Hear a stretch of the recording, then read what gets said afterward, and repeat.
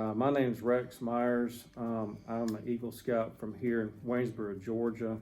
It was Boy Scout Troop 25, and became Eagle Scout in, I believe, April of 1988.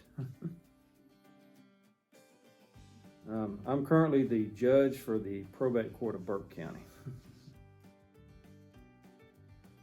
Troop 25 was a small troop.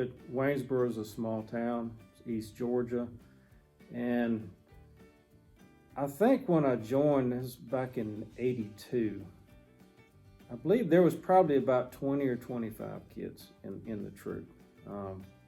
We had a scoutmaster, assistant scoutmaster, and just a mixed collection of kids that were involved in the scout troop.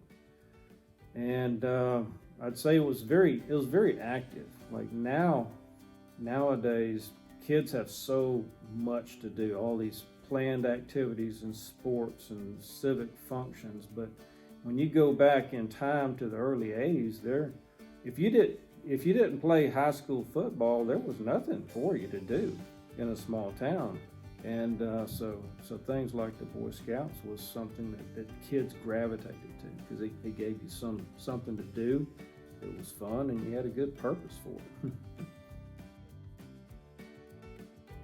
I learned a lot of things, but I guess one of the main things is be prepared. I mean, you think about those words, and what does that mean? In the legal profession, as an attorney, I mean, your entire world revolves around being prepared to deal with the things that you have to do, whatever your task at hand is for the day, or working a court case, or just dealing with somebody and trying to work on their legal problems. But you have to be prepared to go in there and do that. It's just a good general rule for life, but you live and die by being prepared. I don't know if y'all remember Camp Linwood Hayne. So that was the Boy Scout camp that was close to here. It was about maybe 15, 20 miles north of here up Highway 56. And so the Boy Scout camp at the lake didn't exist back then. It was just Linwood Hayne.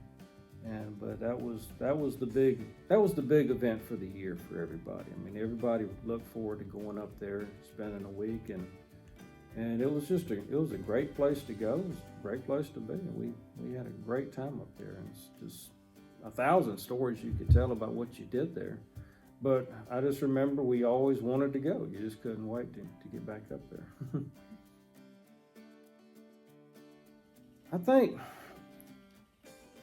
a lot of people don't really know anything about the scouting program. So when you tell them I was in Scouts, they understand what that was, but not really. I mean, they'll say, okay, he's in the Scouts.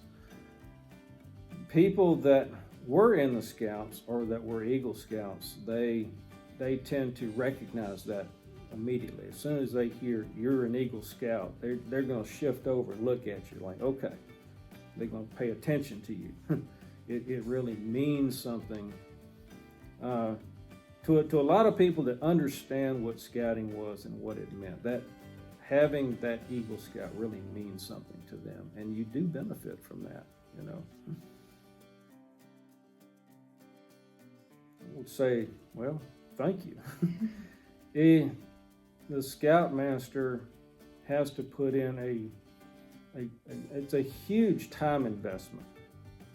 It's time, it's resources, and you're working with kids that are not your own children, and I think you'll find that a lot of times the parents, they're not terribly supportive of your role. They bring their kid to you and drop them off, but it's very difficult sometimes to get parents to participate. So I believe the Scoutmaster takes on an unusually amount of responsibility for that. I don't know if you understand what I mean. I would just like to say thank you for putting in all that time and effort to help me and a bunch of kids that were not your own children, and to try to help us grow and develop and learn the things that scouting was going to teach you. One Scoutmaster is still alive. I'm still in contact with him. He's a great guy. The other died many years ago, but I still think about him a lot. You know, when you just imagine the amount of time that man spent with me for no other reason than he just wanted to help. So I say thank you.